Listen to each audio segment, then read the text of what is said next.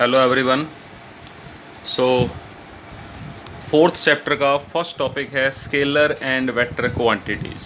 Basically fourth chapter में हम बात करेंगे motion in a plane. In third chapter में discuss that motion in a straight line. वहाँ हमने एक ही डायमेंशन ली थी, आइदर एक्स एक्सिस और वाई एक्सिस और जेड एक्सिस। यहाँ पर हम दो एक्सिस लेकर एक प्लेन बनाएंगे। It can be xy plane, it can be yz plane और xz plane। ओके, और वहाँ पर ऑब्जेक्ट की मोशन की स्टडी करेंगे। जो थर्ड चैप्टर में पढ़ा सारा उसी का हम उसे जर्नलाइज कर रहे हैं एक तरीके से। ठीक है, तो प्लेन में स्टडी पढ़ने से पहले you should know about what is meaning of scalar and vector quantities. So we have discussed earlier in chapter 2 that day by day we discover so much physical quantities. After that, when we studied about the parameters of that physical quantities, then we found that some of these quantities have same result when they measured from any direction. Okay, like mass, किसी object का मास जो है वो 4 kg है। अब आप उसको किसी भी डायरेक्शन से मेजर कर लीजिए, वो 4 kg ही रहेगा, है ना। किसी ऑब्जेक्ट की लेंथ है, मान लेते हैं वो 5 मीटर है, तो आप उसे एक साइड से लेंथ मेजर करें या दूसरी साइड से करें, उसकी लेंथ उतनी ही रहेगी। ठीक है, तो that means some quantities are there in physical world that they have same magnitude when measured from any direction. So we can say there some quantities are there for which only magnitude is necessary। ठीक है, उनकी proper जानकारी के लिए, उनकी proper knowledge के लिए सिर्फ उनका मैग्नीट्यूड ही सफिशेंट है। No need to find out the direction of measurement. उन्हें किस डायरेक्शन से मेजर किया जा रहा है या उनकी क्या डायरेक्शन है, it is not necessary. So these are known as scalar quantities. तो let's read that written in your notes that the quantity is either a vector or a scalar। अच्छा, एक बात मैं आपको और बता दूं कि एक और टाइप होता है स्केलर, वेक्टर एंड टेंसर। ठीक है, लेकिन इस प्लेटफॉर्म पे इस क्लास में हम उसकी बात नहीं करेंगे। जब आप हायर स्टडीज़ में जाएंगे तो आप याद रखिएगा कि हमें सर ने बताया था कि स्केलर और वेक्टर क्वांटिटी के अलावा एक और क्वांटिटी होती है, एक और क्लासिफिकेशन है फिजिकल क्वांटिटीज़ का, दैट इज़ टेंसर। लेकिन ये फ़िलहाल हम यहाँ डिस्कस नहीं करेंगे, इसीलिए हमने यहाँ लिखा कि एक क्वांटिटी जो है या तो वो स्केलर होगी या वेक्टर होगी, टेंसर की बात नहीं कर रहे हैं। ठीक है, अब इनमें क्या डिफरेंस है। स्केलर क्वांटिटी वो हैं that are fully described by the magnitude और न्यूमेरिकल वैल्यू अलोन, मतलब जिन्हें डिस्क्राइब करने के लिए सिर्फ उनका मैग्नीट्यूड या न्यूमेरिकल वैल्यू ही सफिशेंट है, like mass, time, length etcetera, work, है ना। और जो वेक्टर क्वांटिटीज़ हैं, like we have discuss earlier about force, displacement, velocity, ये सब ऐसी क्वांटिटीज़ हैं, they are so many mores other, हम डे बाय डे पढ़ेंगे, जिनमें मैग्नीट्यूड के साथ साथ ये भी पता होना चाहिए कि इनकी डायरेक्शन क्या है। Means these quantities will be specified, will be described with both magnitude and A direction. तो हमने एक नई कैटेगरी दे दी, एक नया नाम दे दिया कैटेगरी का, दैट इज़ वेक्टर क्वांटिटीज़। तो स्केलर क्वांटिटीज़ जिनमें सिर्फ मैग्नीट्यूड मेजर करना होता है, हमने कहीं लिख दिया दिस क्वांटिटी स्केलर क्वांटिटी, तो आपको क्लियर हो जाएगा भी इसमें क्या करना है, सिर्फ मैग्नीट्यूड ही कैलकुलेट करना है, दैट इज़ सफिशिएंट। और अगर हमने कहीं लिख दिया this quantity is vector quantity, हमने कहीं लिख दिया that force is a vector quantity, तो क्लियर हो गया हमें कि इसमें मैग्नीट्यूड के साथ साथ ये भी पढ़ना पड़ेगा, ये भी पता लगाना पड़ेगा कि फोर्स जो है वो किस डायरेक्शन में लग रहा है। ठीक है, I hope it is clear to all. After that आता है the difference between scalar and vector quantity. मैं यहाँ पर ज़्यादा टाइम नहीं लूँगा क्योंकि ये आपने पढ़ लिया है, यहाँ भी आप पढ़ सकते हैं that scalar quantities had only magnitude but no direction. Vector quantity में दोनों होते हैं। स्केलर क्वांटिटी 1 डायमेंशन ही हो सकती है क्योंकि उसमें डायरेक्शन की जरूरत ही नहीं है, तो इट्स ओनली 1 डायमेंशन, है ना। कोई ऑब्जेक्ट जो है उसकी लेंथ जो है वो या तो एस डायरेक्शन में मेजर करोगे या वाई में या जेड में। बट वेक्टर क्वांटिटी जो है वो 1D भी हो सकती हैं, 2D भी हो सकती हैं और 3D भी हो सकती हैं। ठीक है, after that next point is any change in scalar quantities meaning of reflection of change in magnitude। अगर कुछ चेंज आ रहा है स्केलर क्वांटिटी में तो इसका डायरेक्ट मीनिंग है कि उसके मैग्नीट्यूड में चेंज आ रहा है। ठीक है, और अगर किसी वेक्टर क्वांटिटी में चेंज आ रहा है तो इसका क्लियर मीनिंग है कि मैग्नीट्यूड में चेंज हो सकता है तब भी वेक्टर क्वांटिटी में चेंज आएगा। फोर्स जो है 5 न्यूटन से 7 न्यूटन हो गया। अगर डायरेक्शन में भी चेंज आ रहा है, मैग्नीट्यूड जो है वो सेम है, सिर्फ डायरेक्शन बदल दी तब भी वेक्टर क्वांटिटी चेंज हो जाएगी। पहले फोर्स मान लेते हैं 5 न्यूटन था और टुवार्ड नॉर्थ लग रहा है, आफ्टर सम टाइम फोर्स का मैग्नीट्यूड तो उतना ही है 5 न्यूटन है, लेकिन वो टुवार्ड साउथ लग रहा है, तो वेक्टर क्वांटिटी में चेंज आ गया ना। दैट मीन्स अगर वेक्टर क्वांटिटी में चेंज आ रहा है तो या तो मैग्नीट्यूड में चेंज होगा या डायरेक्शन में चेंज होगा या दोनों में होगा। दोनों में आ रहा है तब भी वेक्टर क्वांटिटी में चेंज होगा। स्केलर क्वांटिटी में चेंज का डायरेक्ट मतलब है कि मैग्नीट्यूड बदला है। ठीक है, I hope it is clear to all. ठीक है, स्केलर क्वांटिटी को डायरेक्शंस में डिवाइड नहीं कर सकते, लेकिन वेक्टर क्वांटिटी को कर सकते हैं। इसमें मैं अलग से लेक्चर बनाऊंगा। आफ्टर दैट जो है any mathematical operation carried out among 2 और more scalar quantities will provide a scalar quantity only. However a scalar quantity operate with a vector then result will be a vector. अगर आप दो scalar quantity को add करें, minus करें, multiply करें, divide करें तो हमेशा स्केलर क्वांटिटी ही आएगी, है ना। ये बात अलग है कि एक वेक्टर क्वांटिटी को स्केलर क्वांटिटी से मल्टीप्लाई किया जाए या उससे ऑपरेट किया जाए। मल्टीप्लाई हो सकता है, स्केलर वेक्टर जो है वो ऐड तो हो नहीं सकते, है ना। देन रिजल्ट में क्या आएगा, वेक्टर। ये मल्टीप्लाई जब मैं पढ़ाऊंगा मल्टीप्लिकेशन ऑफ वेक्टर्स तो वहाँ फिर से बताऊंगा ये बात। यहाँ मैंने थोड़ा सा आपको ब्रीफ डिस्कशन दे दिया कि अगर स्केलर को वेक्टर क्वांटिटी से मल्टीप्लाई किया जाए तो रिजल्ट में हमेशा वेक्टर क्वांटिटी आती है। ठीक है, डिटेल से मोर आपको बताऊंगा इसके बाद में। वैसे तो थोड़ा सा आपने पढ़ा भी हुआ है इसके बारे में।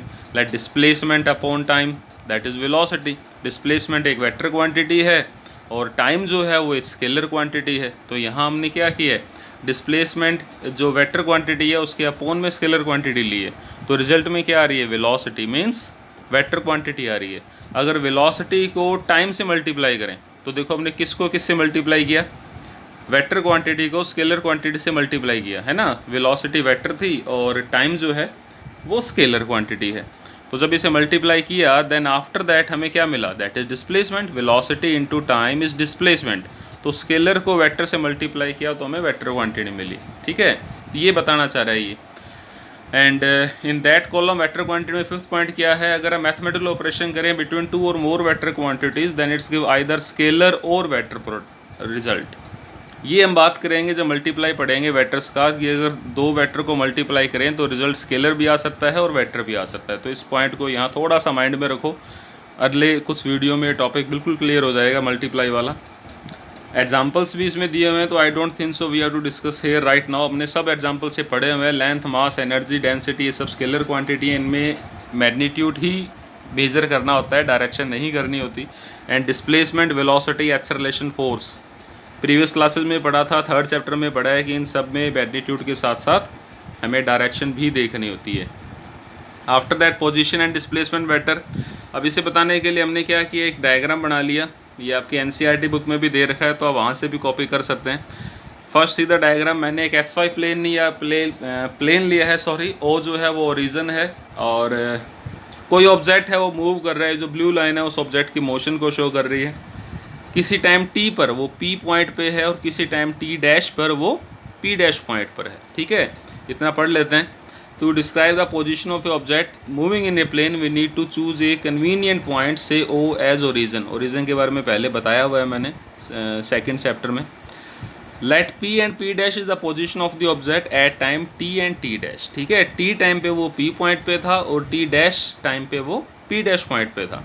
ये उसकी पोजीशंस हैं। अब आपको पहले पढ़ना है पोजीशन वेक्टर, फिर हम पढ़ेंगे डिस्प्लेसमेंट वेक्टर। तो पोजीशन वेक्टर नाम से पता लग रहा है ऐसा वेक्टर जो ऑब्जेक्ट की पोजीशन बताए। तो टी टाइम पे जो है वो जो ऑब्जेक्ट पी पॉइंट पे था, तो आप क्या करें, पी पॉइंट को ओरिजिन से मिला दें। तो ये जो लेंथ है, this is the length of, और we can say magnitude of position vector O P. P point पे ऑब्जेक्ट था तो उसका पोजीशन वेक्टर क्या हो जाएगा, ओ पी। फिर से सुन लीजिए, पी पॉइंट पर ऑब्जेक्ट था टी टाइम पे, है ना, फिर वो चल रहा है, हमें सिर्फ पी पॉइंट की बात करनी है। पहले पी पॉइंट पे पोजीशन वेक्टर कैसे निकालेंगे, तो ओस को पी से मिला दीजिए, क्योंकि वेक्टर क्वांटिटी है, डायरेक्शन भी शो करनी है। तो ओ से पी की तरफ आप एक एरो लगा दें, ये क्या हो जाएगा, इस पोजीशन वेक्टर की डायरेक्शन हो जाएगी।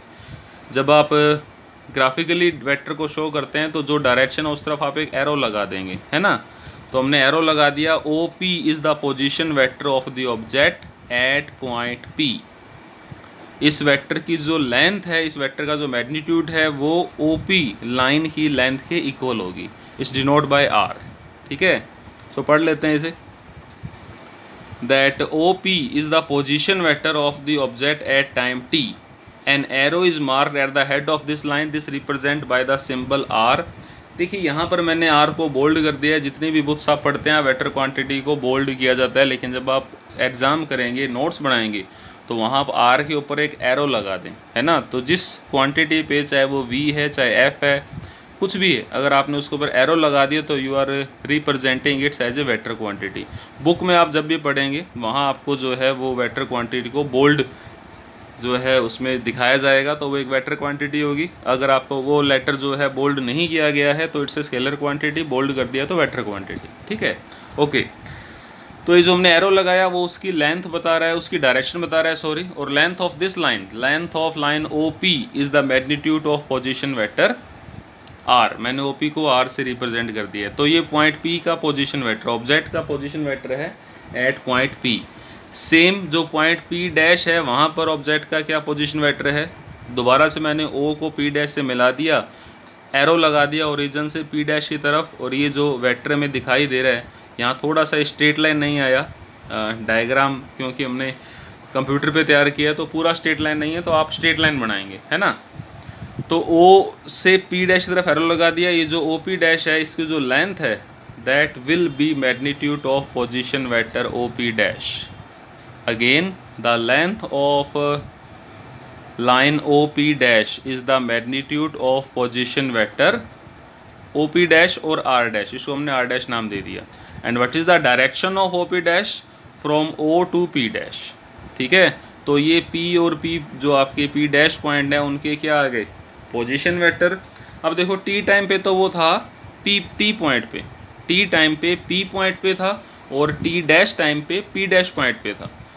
तो जो टाइम इंटरवल बना T डैश माइनस T, इसमें कितना डिस्प्लेस हुआ, कहाँ से आ गया, P से P डैश तक आ गया। और डिस्प्लेसमेंट हमने पढ़ा है shortest distance between initial and final position, तो हमने P से P डैश तक लाइन, स्ट्रेट लाइन खींच दी। अब ये जो PP डैश है ये क्या बता रहा है, it is representing displacement vector. ठीक है, T टाइम पे वो P पॉइंट पे था और T डैश टाइम पे P डैश पॉइंट पे था। तो हमने जो ये लाइन खींची है P से P डैश, ये एक पर्टिकुलर टाइम इंटरवल में ऑब्जेक्ट कितना डिस्प्लेस हुआ उसको दिखा रहा है, और डिस्प्लेसमेंट एक वेक्टर क्वांटिटी है। सो PP dash is displacement vector. इस डिस्प्लेसमेंट वेक्टर का मैग्नीट्यूड कितना है, ये जो लाइन बनी PP डैश, इसकी जो लेंथ है विद प्रॉपर यूनिट, ये तो क्या हो जाएगा, इस डिस्प्लेसमेंट वेक्टर का मैग्नीट्यूड। फिर से इस डिस्प्लेसमेंट वेक्टर का मैग्नीट्यूड क्या होगा, ये जो लाइन बनी P से P डैश, इस लाइन की जो लेंथ है वो डिस्प्लेसमेंट वेक्टर PP डैश का मैग्नीट्यूड होगा। और डायरेक्शन क्या होगी डिस्प्लेसमेंट वेक्टर की, from P to P dash. आपको डायग्राम में एरो क्लियरली नहीं दिख रहा होगा तो आप NCERT बुक में देख सकते हैं। इसमें देखिए जो पोजीशन वेक्टर है R, उसकी डायरेक्शन है O से P की तरफ। जो पोजीशन वेक्टर है R डैश, उसकी डायरेक्शन है O से P डैश की तरफ, वहाँ ऊपर एरो लगा हुआ है। जो डिस्प्लेसमेंट वेक्टर है PP डैश, उसकी डायरेक्शन है P से P dash. Clear? So that was your topic, position vector and displacement vector. जो PP डैश है basically it's showing the displacement of the object from P to P dash.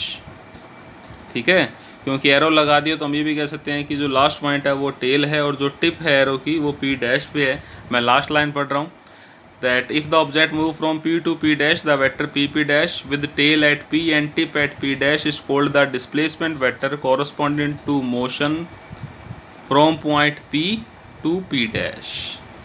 ठीक है, तो ये आपका टॉपिक था based on scalar and vector quantity. Vectors quantities पे बहुत काम करना है। ये पहला लेक्चर था मेरा, इसे आप ध्यान से समझ लें क्योंकि इन चीज़ों का मैं आगे फिर से यूज़ करूँगा कि पोजीशन वेक्टर क्या होता है और डिस्प्लेसमेंट वेक्टर क्या होता है। ठीक है, okay, thank you very much.